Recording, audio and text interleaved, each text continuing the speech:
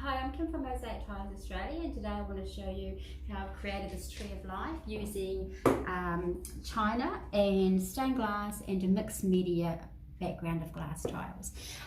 So I've actually gone for a slightly bigger tree. These are on our website under the board category, and they come in grey, so they're perfect for beginners or starting out. Now I've used stained glass gold shimmer to create the trunk, and all I've done is cut them into different size rectangles, so smaller, large, and some squares. And all you want to do is you want to fill in the bottom. Just start by piecing them together, just staying within that shape. They can be different sizes and kind of work with your little natural curves you've got too. That's quite a nice one there. And then start that side, and you want to move in slightly, so we've got a slight angle in that one.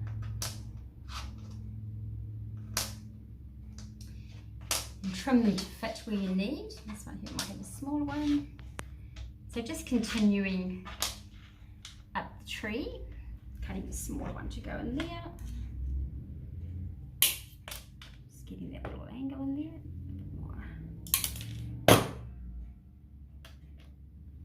And then carrying on up the tree. So you want to continue up here. I've created some very small branches, and that's just by cutting these tiles, same tiles, but I've got them on an angle. So just doing very small slithers, and that way you're going to get some really small, tiny little cuts, and see how they've got a nice curve, which is going to be perfect for what we want them, and just arranging them. So picking out what you've got. Obviously here's a nice small one, so you look for a smaller place for it to go. Might put that one there. I'm just going to cut this point off so it sits in nicely. That one's a nice one there. And so looking at what you've got, the angles, you can sort of see the shapes here. They can just fit in nicely. You might start that one there. Same thing, I'm going to cut that across there, so I've got a nice straight edging that's going to butt up against this one. And just continue on with your pieces you've got here. There's another finer piece here, so you can probably use that further up here somewhere. Now with the leaves, I've just used some fine china, which I've just sourced from a second-hand shop. Ideally, if it's a little bit thicker, you can use your nippers, but this is more of a fine, thin china, which I like to use. So same thing again, just cut it just like that, and then get some little bits and pieces, and you want to get to some smaller sizes, just so that it sits flat on your board. So I'm going to cut this down.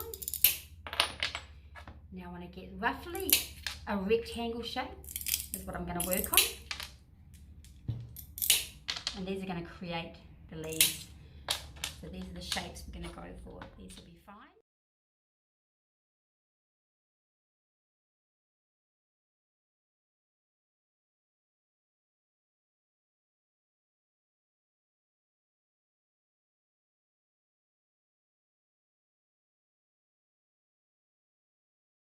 Now you've got your rectangle shapes, your square shapes. You want to cut the opposite points off. So one here, and that's going to give you a rough petal shape, and you just want to soften the 4 points that you've created. You can do that using nippers, which I really use, but if you've got them, you just give them a nip like that there. Or if you have a really good friendship with your cutters, you can learn to put them on an angle and just use them to soften, just ever so slightly. Next one, petal. Same thing again, so opposite corners. So opposite corners, and now just to soften the points. So on an angle. It doesn't really take much, it's just a slow, tiny little, almost just grinding it with your cutter. And that is going to be your leaf shape. So you, after you do about 100 of those, you can then arrange them onto your branches. Now these are moving around, so let's have a look. So once you've done, what I found easy to do with this one is I've just done a few branches, and I've added the petals as I've gone along, just to make it not such a tedious job. And that way, sort of, you can create as many as you want. I think the fuller it looks, it's really quite nice. Yeah, so continue on doing those. Just make sure you have your nice bases meeting up with the next base the same width, so they're not sort of one with a tiny one like that. It's not going to work. And you can just work on by those by just trimming them off here and there. Now for the background, I've used black glitter, crystal tiles, but it's a little bit more expensive, but just what I like to use. We have got a cheaper option. You can use black vitreous. These are great. You could also just cut them into just random pieces, just with your cutters. Remember, this is the underside, so the flat is the top. And you can just arrange them. Using a black grout, which I've used, it does hide a lot of gaps and things, so just try and piece it back as nice as you can. There, nice and close. Keep your gaps close together, that way the grout won't be so overpowering. It'll really pop through the colour. This is another brand we've got called the Glass Puzzle Pieces, and these are actually already cut and have a nice soft edge, and you can just arrange those. Make sure you have your flat edges on the end there, and then just piecing them back together to fit in nicely. With the one I've done, I've used the black crystal glitter. I've cut them in half. Some I've left that size, some I've done smaller, and then just arrange them, keeping them all going straight up, and it gives you just a different look altogether.